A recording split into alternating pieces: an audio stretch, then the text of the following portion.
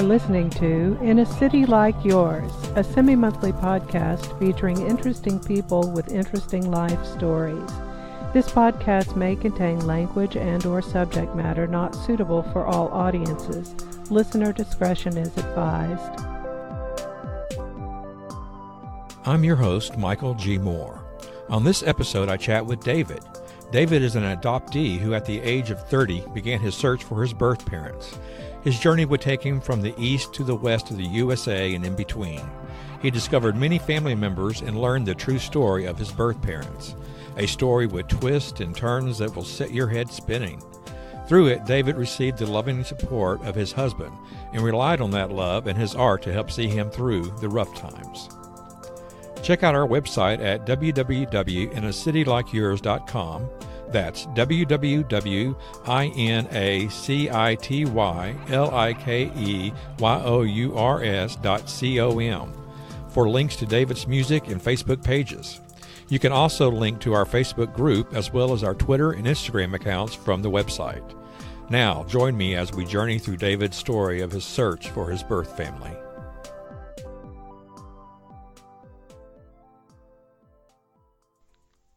My name is David, and I live in Benicia, California. I'm an adult male adoptee. I was born in the baby boom of the 50s in Southern California. Mine was a tad different from most in that my adopted parents, always told me I was adopted, which was kind of starting to come into vogue about that time. But what made their version of it a little more interesting was they always told me who my birth parents were. And, as a small child, they said, you were adopted, we wanted you, your birth parents, and they named them. And I kind of took that as normal, and I found out it wasn't particularly normal as I shared that information with other kids at school, as children are wont to do. And later on in life, I found that I've met a lot of other adoptees. It's just a subject matter that seems to come up for some reason for me. And I found that was also not exactly the norm. What happened was the information my parents told me over the years was that my parents were married, but that my birth father did not want to have a child, that he felt the child would be an annoyance and get in the way of his studies, and that he just very much didn't want a child. And my mother did, but he overrode that. And the other information that I was given from the state was that my birth mother said both of her parents were dead at the time of my birth, which she was 24. And my birth father said he was an orphan. So what this telegraphed to me was nobody lives particularly long on either side of the family. And I just kind of swept it under the rug. I learned kind of not to talk about that in elementary school because the kids were actually pretty mean about it. One of the kids said, "Wow, your own parents didn't want to keep you. You must have been just a horrible child that they wouldn't want to keep their own child." So that kind of got stuffed away. Fast forward to my 30s. Again, several people I knew were adopted, and one woman in particular was attending an adoptee group and really wanted me to attend with her. And I was kind of disinterested. And then she said, well, the majority of people who search are women, and they really, really would like to have a guy attend the group. And again, I wasn't too thrilled, but I reluctantly agreed. And when I went, it was rather eye-opening because it was a mix of adoptees and also people who had put their kids up for adoption, and hearing their stories, their regrets, kind of changed my thinking. But then what also flipped it was there was an ex-FBI agent who had put his children up for adoption, and he made his services available to everybody as he had come to regret his decision and wanted to help assist people in reunions if possible. So I contacted him and worked with him for about a week. And with the information I had and the information he had, he came up with absolutely nothing. And his conclusion was either my adoptive parents gave me erroneous information, or for all he knew, it was witness relocation, and even joked that it might be alien abduction. And I kind of put that away. Then fast forward to almost my 50s, and my husband and I were doing our wills, and it turned out that our lawyer had adopted a son. So again, the subject came up, and my husband asked, what would the cost be of doing a search like this? Because he kind of knew that it was something hovering in the back of my mind. And the lawyer said, could be upwards to 20,000 or above.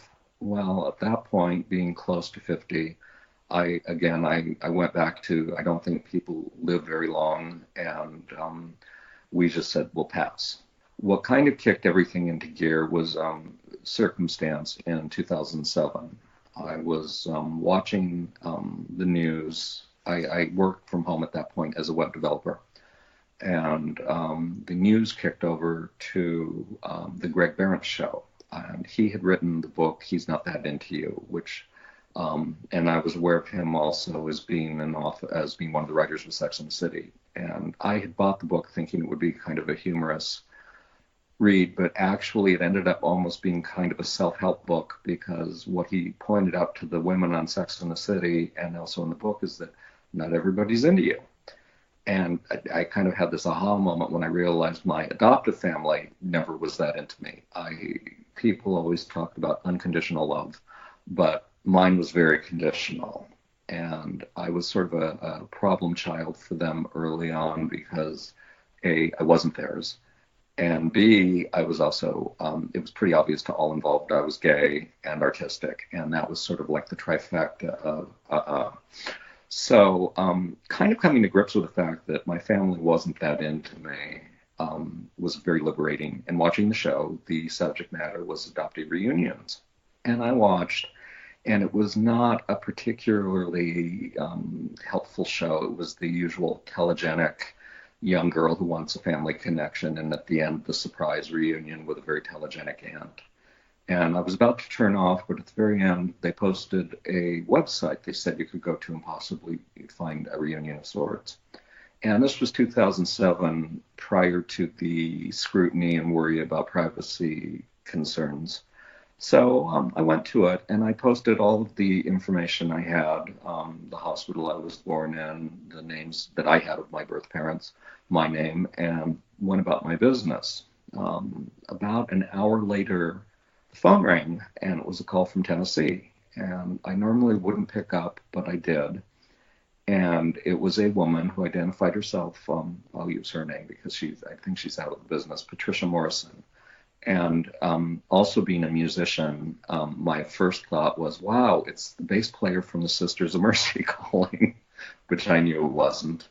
But she identified herself as a search agent and said she could possibly, with the information I posted, she thought she could be of assistance.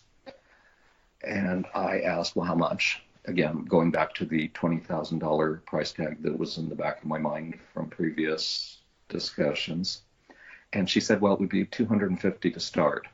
And the cynic in me kind of said, and she said, oh, it would be $250 to close. And I thought, oh, that's a whole lot better than $20,000. And then she stopped and said, oh, wait, you're in California.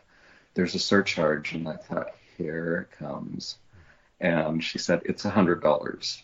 And I said, well, let me discuss this with my husband and get back to you. So we talked, and he said, yeah, for $250, give it a toss. We're really not convinced she could even close. So I called her back and PayPal'd her the deposit, and she gave me my mother's maiden name, which was a very unique, very specific maiden name. And she said she had some leads to follow, and she would call me back. Well, at that time, some other information my adoptive parents had given me throughout the years was that my birth parents were from Michigan and Detroit. And I Googled the name that she gave me as a maiden name for my mother, and it came up in Grand Rapids. And I found a business affiliated with that name, and I thought maybe my adoptive parents didn't lie after all. The search agent had given me my mother's maiden name, which was very distinct, and I was looking for that. And then she called back and informed me that that was not her maiden name, actually, that she herself was adopted and was currently remarried and living in Montana. So that was kind of interesting. She gave me her married name and said she wasn't answering the phone. And this was all happening by this time. This was Friday evening. And she said, I've really got some leads to go on, but because it's Friday, people aren't answering. So she goes, let's just like table this until Monday morning. Well, by that point, I really couldn't put it down. So I Googled the information she gave me of her new married name and discovered my birth mother's obituary, which had taken place 18 months previously. And what was interesting, it was a church that had posted it. And as I looked through their archives, I realized that they only went back 18 months. So had this search happened a month later, her obituary probably would not have been available to me. So what I did was I called the church on Sunday because it's a church and you figure somebody's going to be there.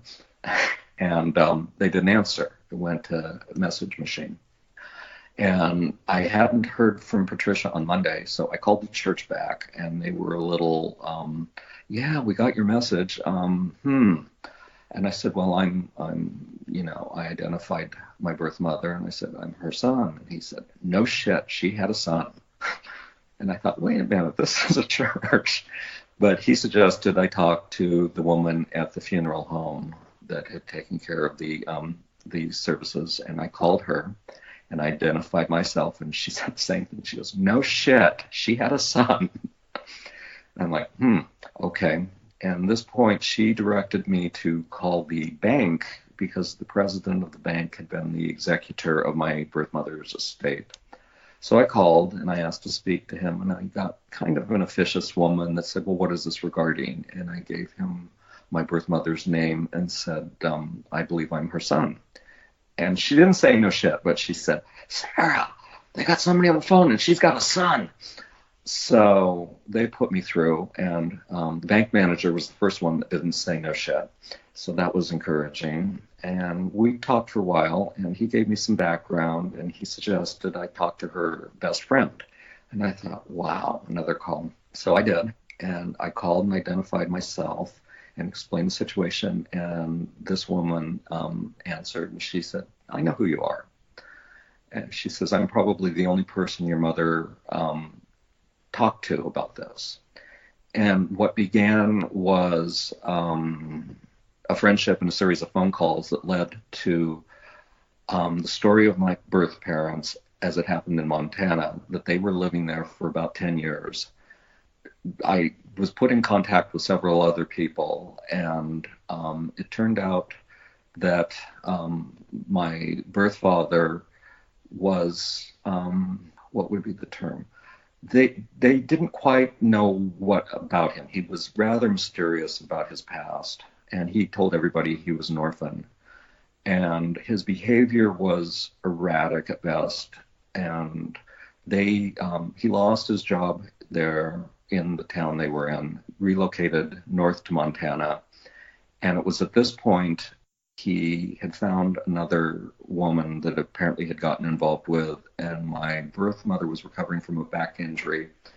And he attempted to murder her by pouring all of the pain pills she was taking for her back injury down her throat. She did wake up and sort of sensed what was going on because her profession had been a nurse, and she roused herself, called friends to pick her up, and divorced my birth father and moved back to the town she was in with her friends. And that was all anybody knew about my birth father. So they said that my birth mother, because of the back injury, she never really worked again, but had met an older man, and the two of them had homesteaded a place, lived kind of rough in a trailer out in a pasture, had lots and lots of animals, and enjoyed each other, had a good life. And then he had died about 10 years previously, and she had lived on this homesteading place until she was supposed to have some medical procedures, but didn't. The doctor had wanted her to come in to have her arteries checked, and I think possibly cleaned out or something along those lines. And she was telling her friends that maybe they should check on her regularly. And on Labor Day of 2005, she didn't answer, and they went out, and she had passed away from congestive heart failure. What was interesting was all of the test medicine and prescriptions her doctor had given her were left untouched. and not filled, whereas the refrigerator was completely full of medicine for her animals. And she had also left a small insurance policy to cover the care of her animals after she left. Well, with this information, I contacted Patricia, and she couldn't find anything on my birth father. He had a very common name that was very, very hard to check. But I kept talking to the people in Montana, and we eventually went up for a visit, and everybody there was amazingly generous with their time and efforts and sharing their memories. And little things came up about my father, and they didn't want to come out and say it to me, but the inclination I got was he may have been, if not bisexual, possibly closeted gay. And also, the subject of drug use was kind of brought up in a roundabout sort of way. As we were leaving, one of the guys said, oh, there was a priest that used to come down here and work in the business that my father was involved in. He would be a really good person to talk to. And this was the first I'd heard of this person, and they gave us his name. And my husband had done some searches and found 3 names in Montana that matched and left messages with all 3. And the day before we were to drive home, I got a call in a very booming voice, asking me if this was David Rounsley and if I was the son of the parents that I was. And I did. I said yes. And he said, we absolutely have to meet. And I said, well, we're about to drive back to California today. And he was quite a bit further north of Montana. But we said, we looked at each other and said, yeah, we'll go for it. So we met him, and out of everybody we had met so far, he was the first and only person that said, your father was a very good friend of mine.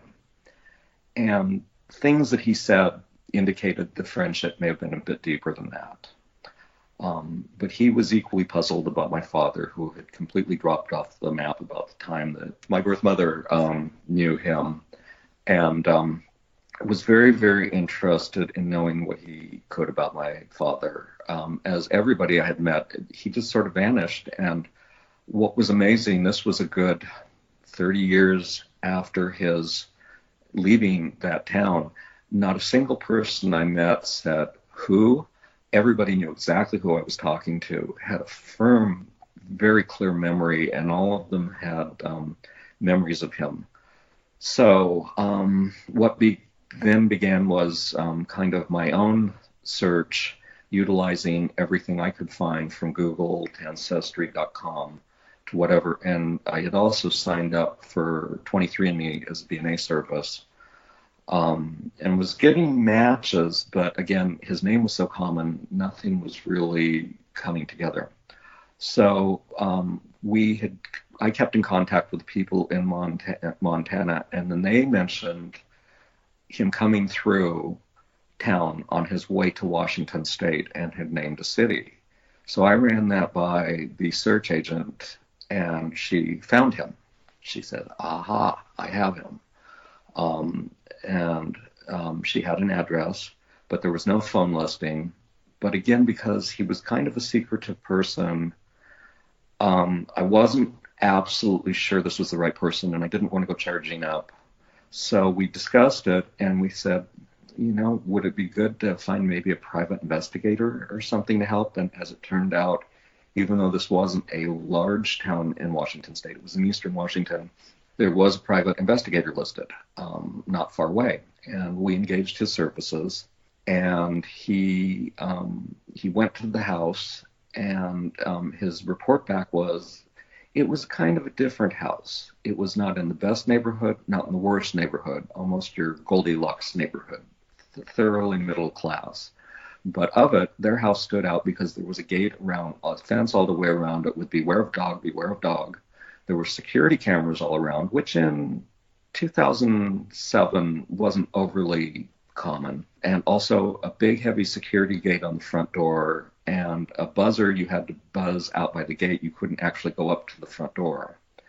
So he rang the bell, and a woman came to the door and was a little on the abrasive side and just said it wasn't a good time. So what began was about a 4 to 5 week period of him keeping surveillance on the house, and noticed that this woman would leave the house about 9ish in the morning, come back around 1 or 12, and go back and come back in the afternoons. And he would go up and ring the doorbell when this woman left, but got no answer. And finally, I said, this isn't it's just not gonna work that you keep ringing the doorbell. They're aware somebody's coming to the door. And I said, what I think might work would be for you if you had a woman that you worked with, a female operative, that could just kind of go up and be a little more casual. And so he did have somebody.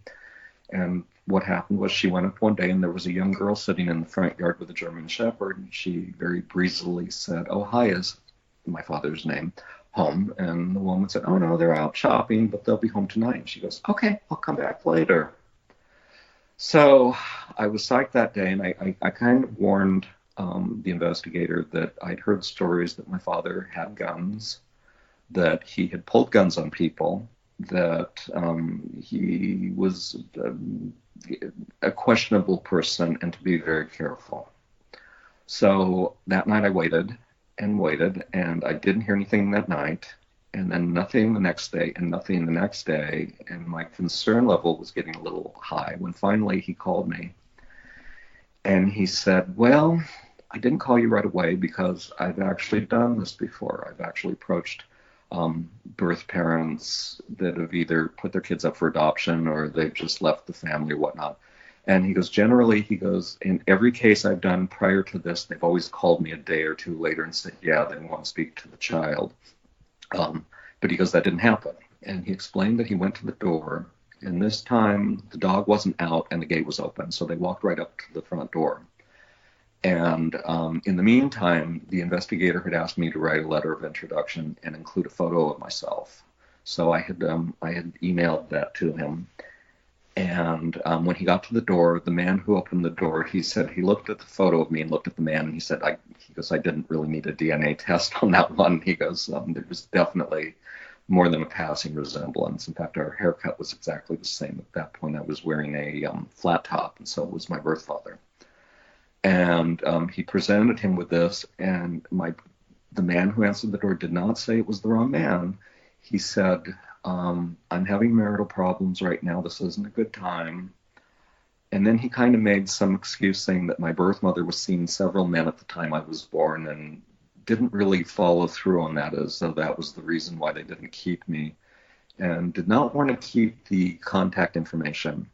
But the investigator handed it to him, and he did keep it. After that, knowing it was the right man, we decided to make the trip up to Washington to see him. And by that point, my adoptive family was living up in Washington.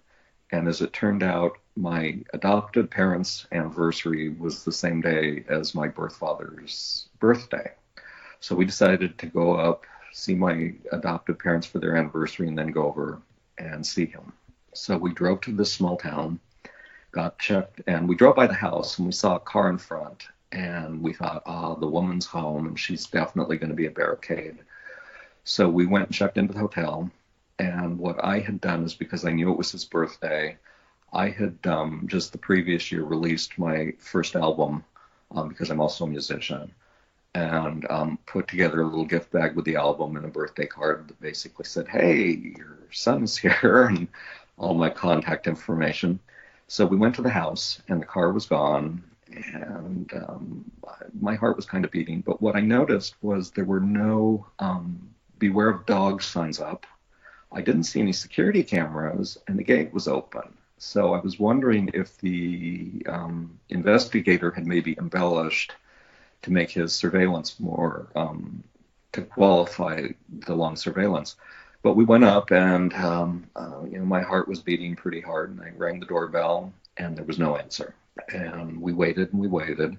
So I left the gift bag in the car with a card with my cell phone number in it saying we're here in town. And we left. And throughout the day I kept checking my phone and nothing happened. And that evening we drove by the house and lights were on, but the gift bag was still at the front door. And so we figured, okay, then, whatever. The next morning we went by, and the gift bag was gone. So I said, okay. And we went to the door and we knocked again and got nothing. And we looked at the cell phone. So that night we went to that afternoon, late afternoon, we went back to the house and we went up.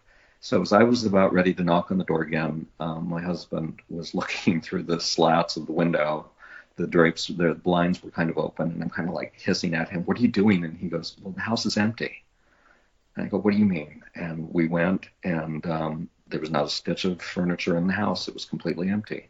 But what was odd was on the front door was a plaque saying, "This is the home of Mr. and Mrs." with the name of my birth father. So I thought this was quite odd because they had a little flag up saying trick-or-treaters welcome, because this was near Halloween.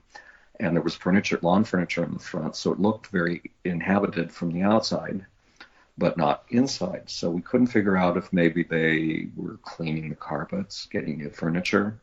So I went back to the hotel and Googled the address and found out that they had sold the house 2 weeks earlier and moved out. So we called the realtor, and I explained that I was his son trying to reach him, and she said that she would relay that to him, and she asked me to call her back in an hour. And when I did, she wouldn't take any of my calls. So at that point, we realized he wasn't going to see me. So we left, drove home, and when I got home, I Googled, and I found their address, their new address in a small town in Oregon. And what I set up at that point was he's quite a bit older at that point too. So what I did was I set up an alert for obituaries for the small Oregon town that they were in. And my ritual every day was to get up in the morning, open up the page, and check the obituaries. And I did that every day for quite a while. And on the day Michael Jackson died, I'd forgotten to do that. And the news of Michael Jackson's death was, of course, overwhelming the news.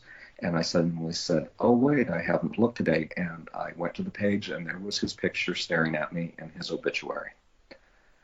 And what was most interesting was in the obituary, he listed his mother and father, 2 sisters, and a brother.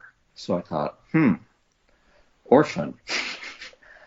Well, the funeral was going to take place in 2 days, but it was quite far in Oregon, and it would have been a 2-day drive to go there. And I thought, since I had attempted to reach them and the woman that was obviously his wife had blocked that, I didn't think my presence at the funeral would be particularly welcome. And I also didn't think that was necessarily the best entry point. So what I did was I used the information on the obituary and created a family tree on Ancestry, and was instantly matched with a tree that showed a daughter.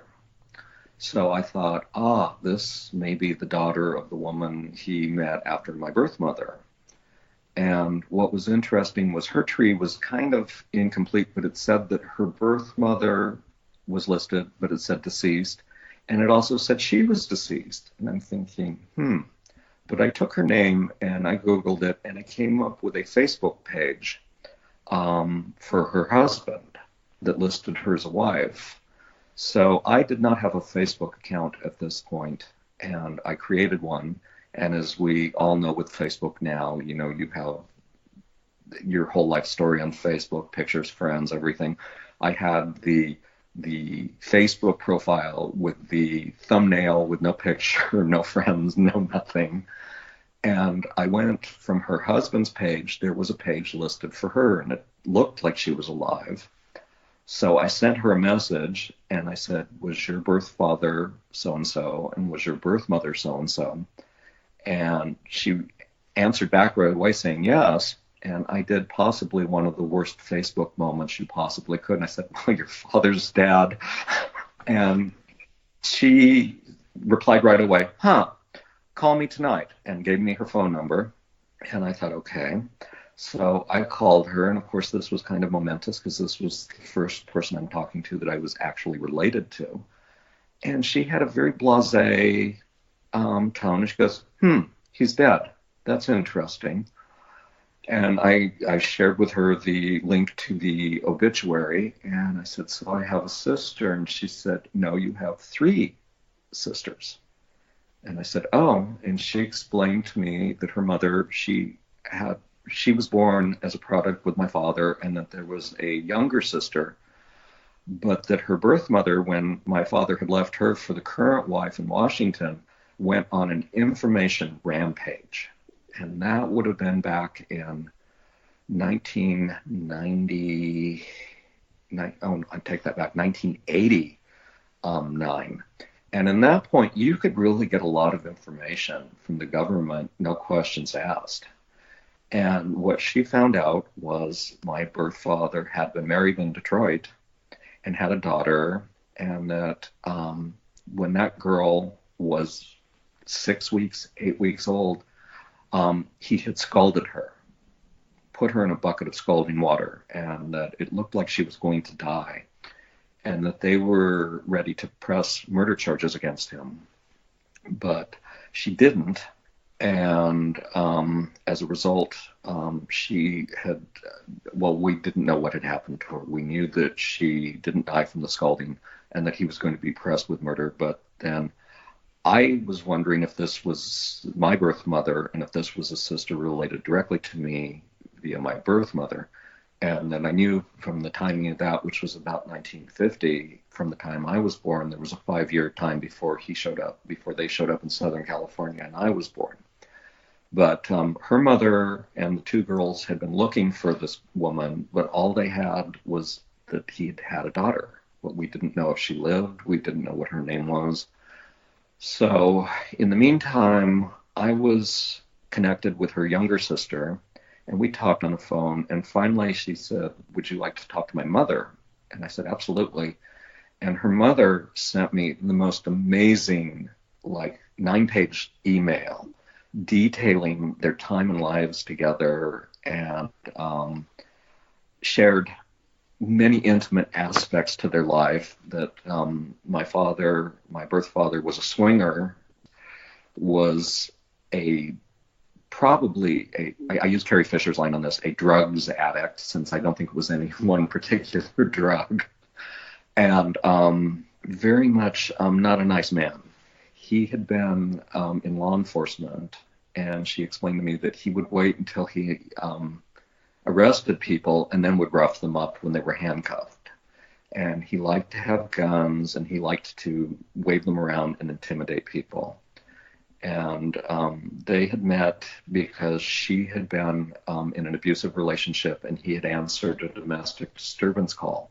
2 officers. So the one officer had taken her then partner into a room, and my father had taken her into another, and she was desperate, and she had 2 children from a previous relationship. And he said, I'll find a place for you to live. And that very quickly became an intimate relationship, and she became pregnant with my youngest half sister.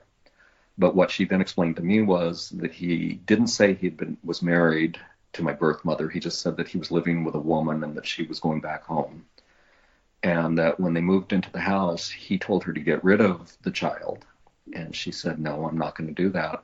So one day she was up in the attic, and he came up behind her on the stairs and tried to push her down the stairs.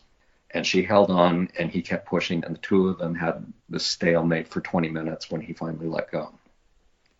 Then she said about 3 or 4 weeks later, she went into town driving his car, because they only had the one car, and she couldn't stop it. The brakes failed. And being kind of a Western frontier gal, she drove it into a bush. And when she took it to the garage, they said, what happened here, lady? Somebody cut your brake lines. Well, my father explained that somebody was out after him, and that, she was just the wrong person in the wrong time, and she didn't think much of it. But when it was time to deliver the baby, she went to the hospital, and my father was just furious with her for having the kid. And when she got out, she came back to their apartment, and he had cleaned out the apartment and cleaned out their bank account and left. So she called her friends, and they found a place for her. And then 3 weeks later, he called her back and said, oh, I'm sorry, let's make it work.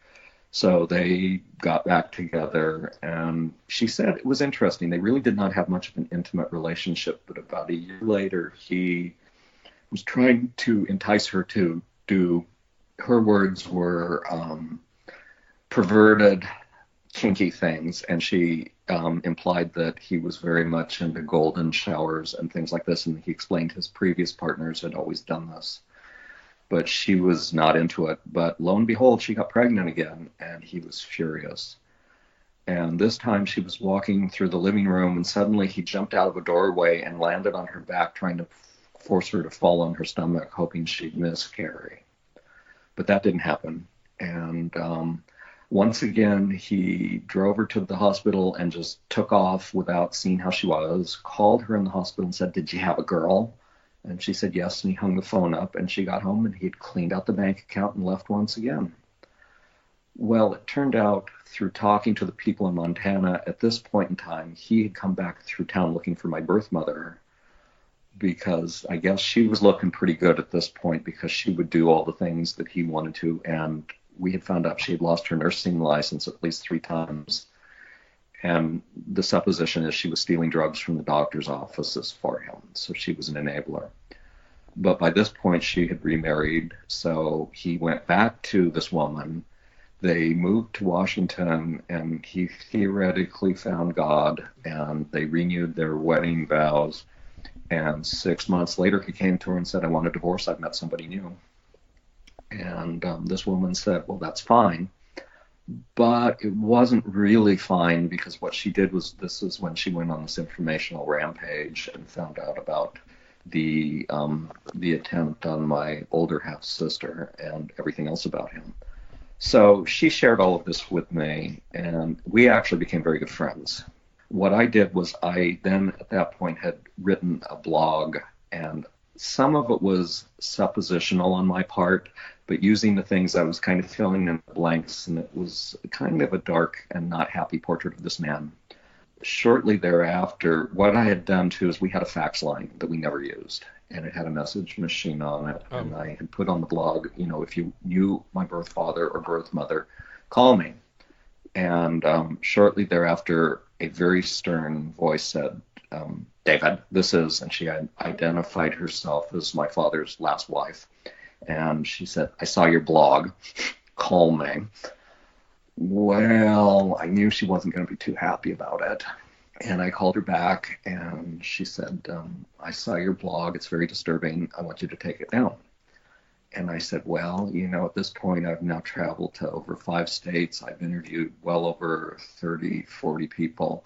I've documented this." And I said, "It's true, and I'm not going to take it down."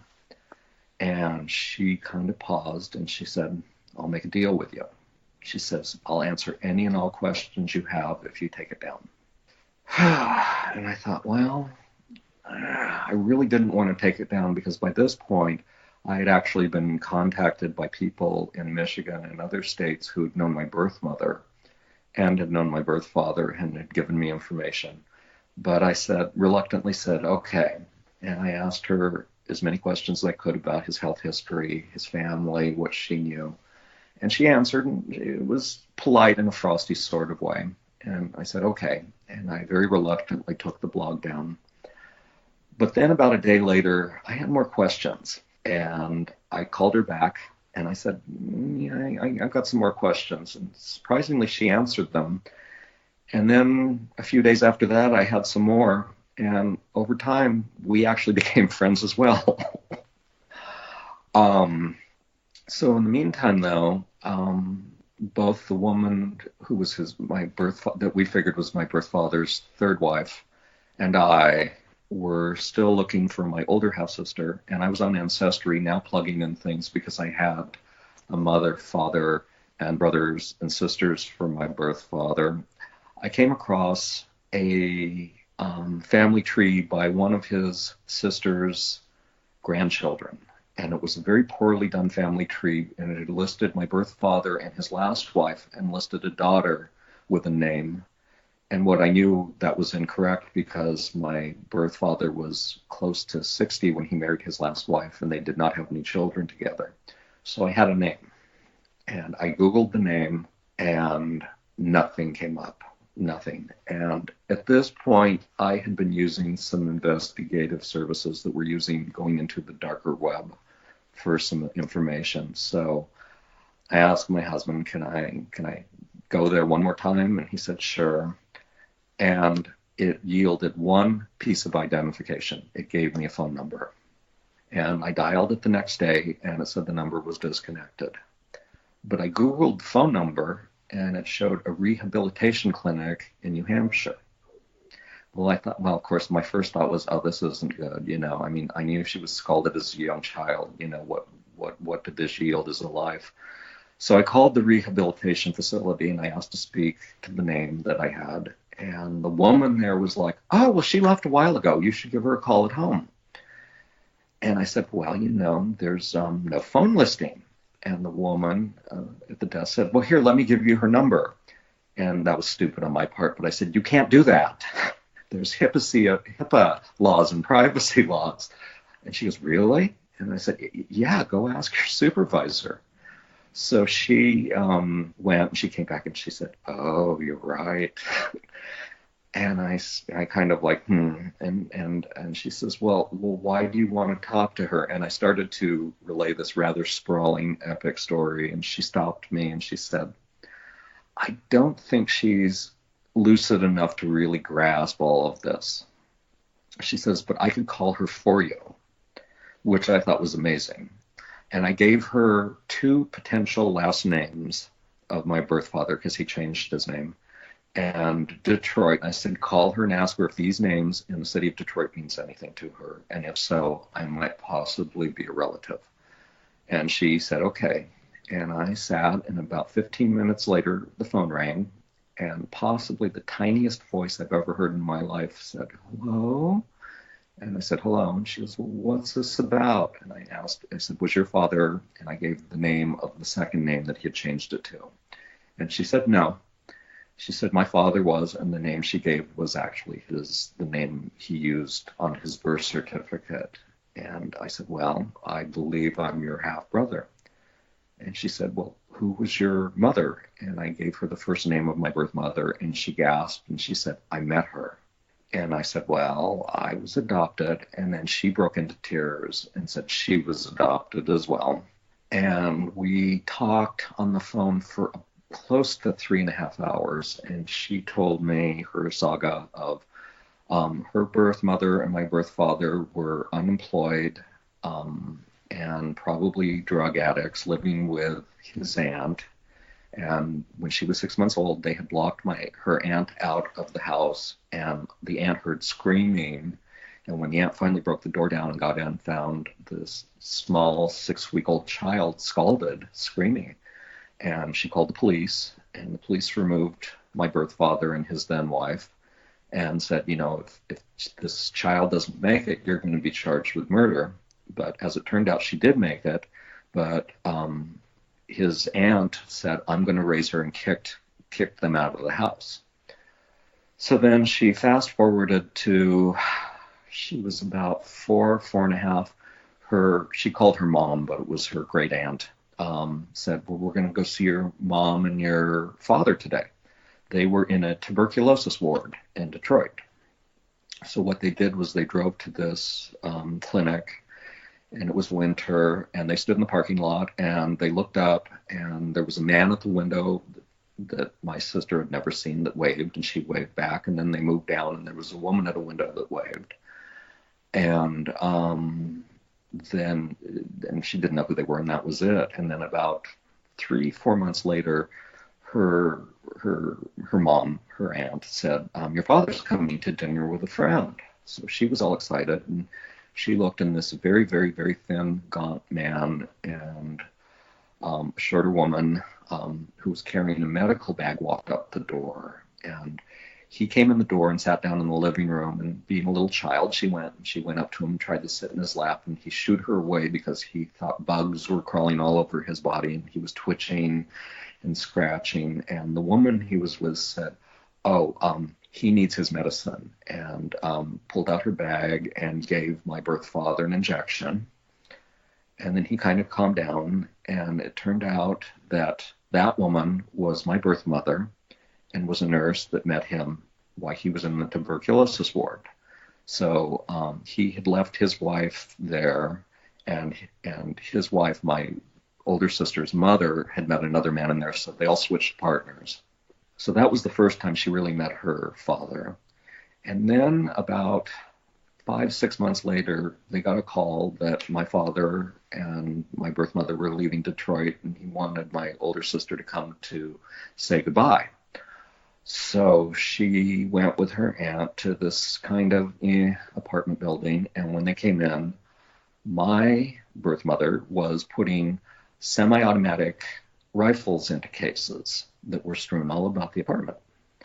And I guess my great aunt just kind of raised her eyebrows, and my mother explained, well, we're going to need to take these with us when we go out west for protection. And my father said, we just have to get out of Detroit very quickly, and we will call you when we settle out west. And that was the last time she saw my father or my birth mother. After that, they got a couple of letters, and she received a dress and a card and some money, but that was the last they heard. But then they started getting phone calls at the house, identifying themselves as the FBI, wanting to know where my father was. And the aunt kept saying, I have no idea where he is. And when my older sister started school, according to the teachers, a black car would follow her from the house to school every day. And then finally one night, about 11 o'clock, there was a knock on the door, and her aunt went to answer it. And she, from the stairway, she could see a man kind of almost dressed in the sort of Elliot Ness style, because this was still just coming out of the 50s, this was still in the 50s, and had the hat and the trench coat. And he obviously asked where my birth father was, and my great aunt said, I have no idea. And he slugged her, just decked her right there on the spot. My older sister freaked out, but the aunt said, no, don't call the police, don't call anybody. And that was it after that. So life went on in the house, but my aunt also had diabetes very bad and was developing huge ulcers on her legs. And by the time my older sister was 7, no, I take that back, about 11 or so, they told her she needed to go to the hospital, the aunt, and she said, I can't, because they're going to put my older sister into care. And she eventually died at the dining room table, just sitting up, just screaming in agony. And my sister had to go around the house and find all the silver dollars she'd gotten for Christmases and birthdays and pick out a dress and arrange for my great aunt's funeral. And at that point, she became kind of a ward of the state and kicked around between other aunts and relatives until she finally moved to Georgia with a cousin and met the first man that showed her any attention. And turned out he was an alcoholic, and he was closeted gay and beat her and was abusive. They had 2 children. They moved to New Hampshire, and she finally, after 20 years of marriage, said, I'm leaving you, and met a very, very nice man who she's still with. But 2 years after that, her son was driving, and they were having an argument in the car, and he flipped the car, and she was not wearing a seatbelt, and her right head was crushed in, and she lost the use of her right eye. She had brain damage. She had a scoliosis condition that was exacerbated, and she's been fighting various disability things ever since.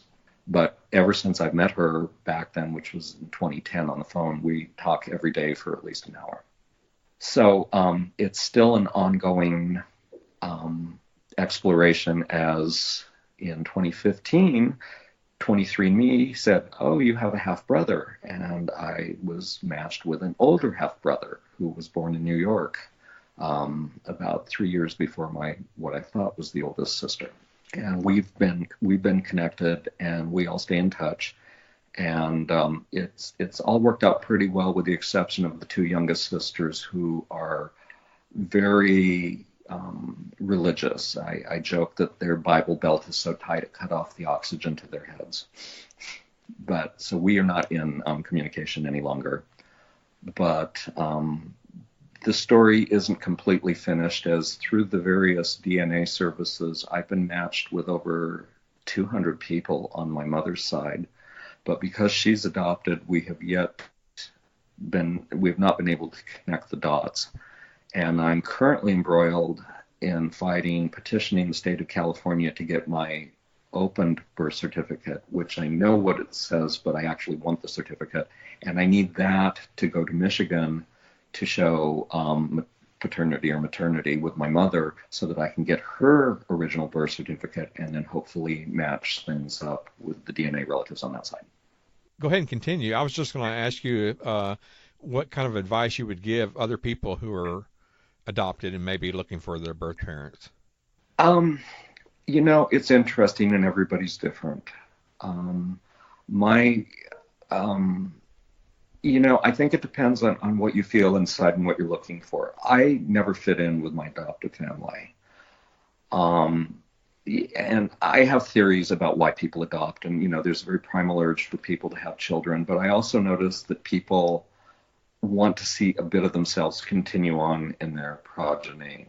And I know that people have their own children and they're completely off the charts, not at all like anybody else in the family. But with adoption, you obviously run the risk of it being very different. And while I don't consider myself to be a phenomenally bright person, there was a very big lag between myself and my adoptive family, the entire family. Without being mean, I mean, basically they were kind of dull people. They were not inquisitive about anything in life. And there would be many family meals where they would have a 25-minute discussion over who made the best mashed potatoes. I was ready to just take a butter knife in my eye and just end it. Some of these conversations were so small. For looking, a lot of people that I've shared this story with, they're fascinated by it, but they've also said, "Oh my God, this is just such a terrible story. Aren't you sorry you looked?" And I'm not, because it's helped define me, and I can see the nature versus nurture aspects in my own personality and abilities.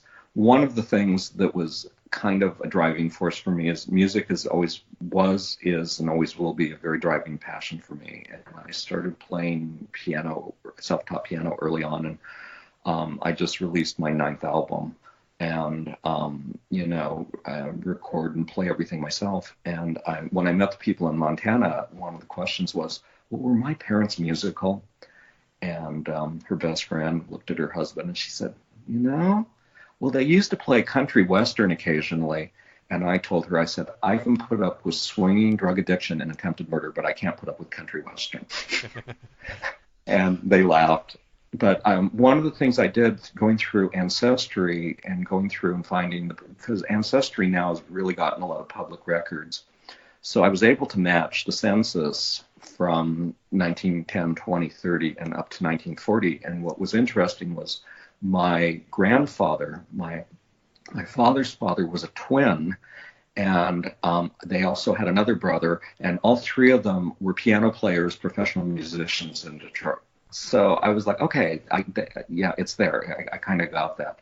So I think I think a lot of people have a very idealized version, which is, I think, part of the problem why I'm no longer in communication with my younger sisters, was they had a very idealized version of what my older sister would be and what I would be. And because of their, and I don't want to say everybody in small town has got a narrow viewpoint, but they had a very stereotypical small town feel, and they're very homophobic. They're very very politically conservative as well.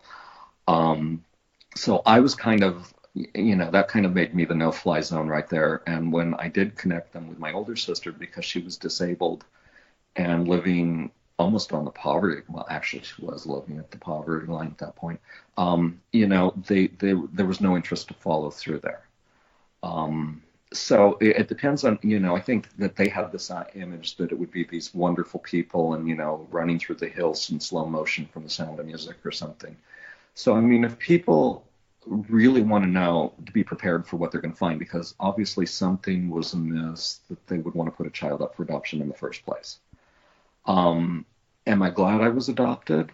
Hearing the story, this was my own It's a Wonderful Life. I could actually go through and see the things. I've left a lot of details out, but My mother and father were together for 20 years, and in many ways they were enablers, and they were sort of Bonnie and Clyde. They left town without paying rent. There was just a lot of chicanery, and it wouldn't have been good for me growing up.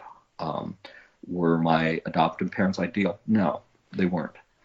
But I'm lucky enough that I came through it with a sense of self, that I didn't allow myself to be cowed by their limitations either. And if anything, this has made me much more resolute as to who I am, what I am, and very unapologetic about it. I don't feel I need to. And it's been a good experience for me. And again, it's not completely over. I'm still in the throes of it.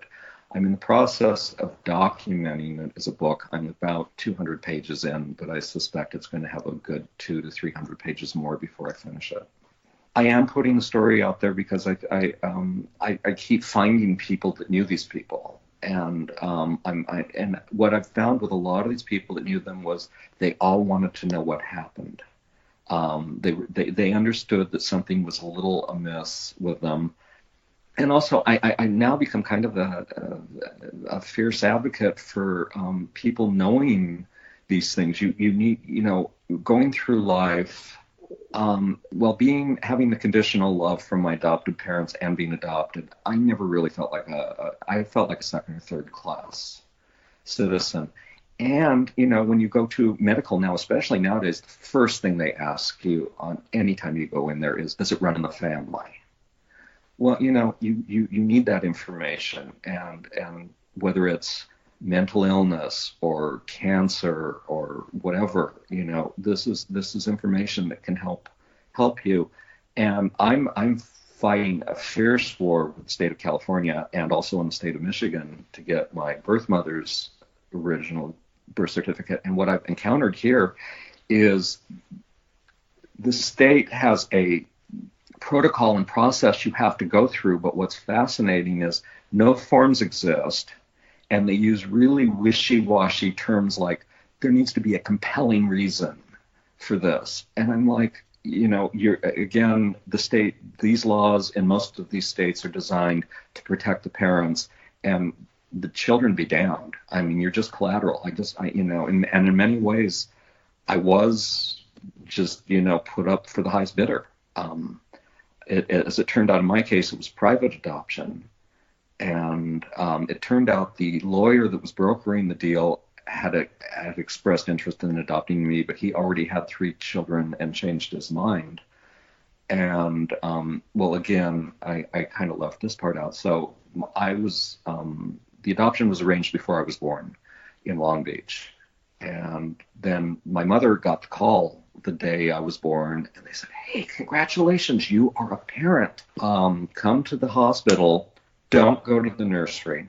Don't talk about children. Don't talk about adoption. Go to nursing station 12, ask for Shirley, and bring 2 pieces of ID." Well, people didn't have a lot of ID back then. And what turned out was my birth mother worked at the hospital at the time of my birth, and she did not sign off on the adoption. In fact, my birth parents vanished after I was born. And the fear was that I was going to be kidnapped by them. So I was kept in, I don't know what the hell I was. I guess I was in hospital jail for a week since there was no medical reason. And then my parents took me, but with no legal claim. And at that point, they had bought a new home close to Disneyland in a new development down there and moved me down there. And when my year of birthday was coming up, my birth parents had not appeared. So they had to go to court and file child abandonment charges. And at that point then, which is around my first birthday, apparently the lawyer said that my birth parents walked in the door. And he was like, "Oh, didn't expect to see you. Let me go get the paperwork." And when he came back, they were gone. About an hour later, they came and sat down and signed the paperwork and left. So that was that. Except doing the ancestry work that I did and doing the city directories and census, It turns out my birth parents moved less than a mile away from my adoptive parents right after I was born, and lived there for about 6 years. And I now have pictures of my birth father in the same bowling league that my parents were in, and they were taking dance lessons at the same place. So it was very muddied. So again, I sort of veered off the story here, but for other people looking to look, you don't know what you're going to find, and you kind of need to be braced for better or for worse. But overall, it's been good. I'm very happy. I met my older brother and older sister. We all stay in touch and feel very close and very connected. I've met a lot of extended family from people on both sides, and they've been very welcoming to us. And despite the negative and almost true crime aspects to some of the story, I'm very happy I did it, and I will continue until I've exhausted all of the information corners that I can look in.